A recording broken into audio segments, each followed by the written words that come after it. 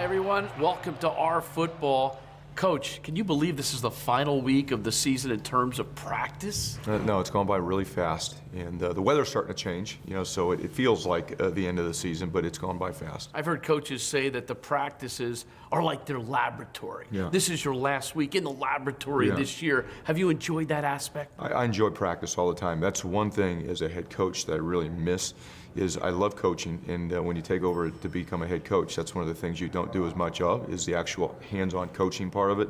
I'm not in a meeting room with players. I do go and try to get engaged in meetings when I can, but I love being out on the practice field and just watching coaches coach, players play and compete, and that's the best part of my day, and I wish we could do it year-round. When you look at what your players gave you this year, are you pleased? I am pleased. Everybody wants us to win games, and that's what we want to do too. But I'm pleased with the effort and the attitude that our players displayed throughout the course of the season, especially through a long losing stretch that we had. A lot of guys can make a decision to either quit or keep going, and our team continue to go and fight, and it's because of the chemistry of the team. And the other night you talked about your seniors and how they help lay the foundation for the future here. Are these guys that you will keep in touch with? Oh, absolutely. We talked about that the other day. The door is always going to be open for them to come back and be a part of Rutgers football. They've gone through this transition, been into the Big Ten, gone through a coaching transition. They've helped us lay a foundation that will build for future success, and they're always going to be welcome back here. They've done a tremendous job with not only their work ethic and attitude, but just the leadership that they've shown other individuals in the program. And I heard the term buying in. You used it a lot this year. Those guys really went with the changes and embraced it. Yeah, absolutely, and that's not just me talking. You talk to them, and you'll get that type of feedback from them also. But they really embraced a lot of things that we want to do here in the program. I think they felt like they improved because of it, and it's just going to take a lot of time to get that throughout the whole organization.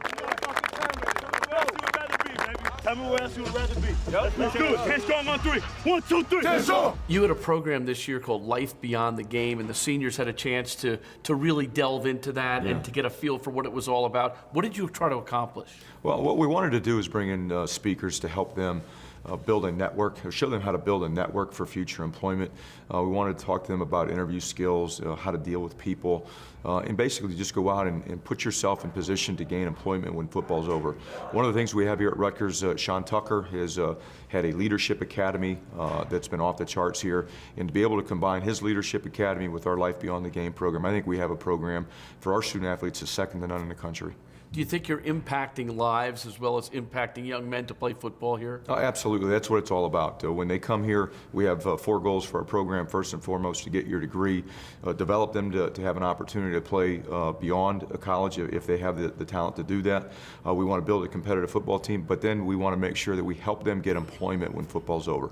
Do these kids understand that beyond the game, there's a lot of the same things required that are required for being a football player? Discipline, dedication, unselfishness? Absolutely. Football, I think, is one of the best teachers of life, and how to handle adversity, how to handle success, how to get along with other people in the work environment, be a part of a team, be a part of something bigger than yourself. You learn all those things in football. You learn about time management, discipline, all the things that you mentioned. A football team does that, and if you use that and take that with you, it can help you be successful in life. All right. Leave these boys tonight, all right? After the game against Penn State, you said we have to roll up our sleeves. Yeah. Haven't you been rolling those sleeves up for much of the year? Yeah, I got to get them a little bit higher. Get them a little bit higher and keep going. But it's moving into the off season. The off season, we thought we had a pretty tough and demanding and challenging off season last year. We just got to ramp it up even more. What about the plan? Do you stick with the game plan and looking at the future of Rutgers football? Absolutely.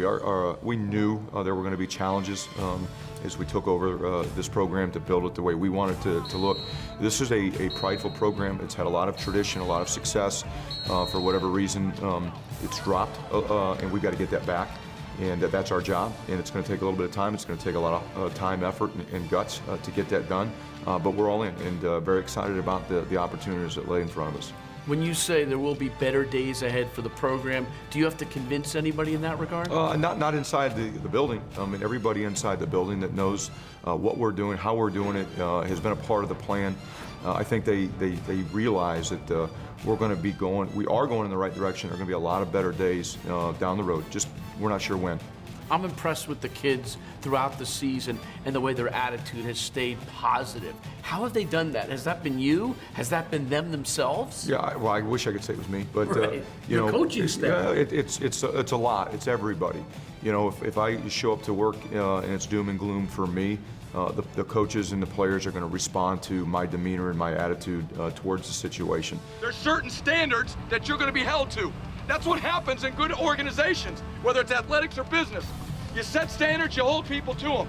If we don't do that, guess what? We're not going to help you get better. And I have to remain positive and continue to be strong in our beliefs and convictions on how we're doing business. The coaches will do that, and then it trickles on down to the players. But really, it's about the players' character. Break them down, big. If you got really good character kids, it's a lot easier for them to stay positive. 10 strong on 3. 1, 2, 3. 10 strong. Later in the show, the coach will help us talk about the finale at Maryland coming up this weekend. More R Football with Chris Ash just ahead.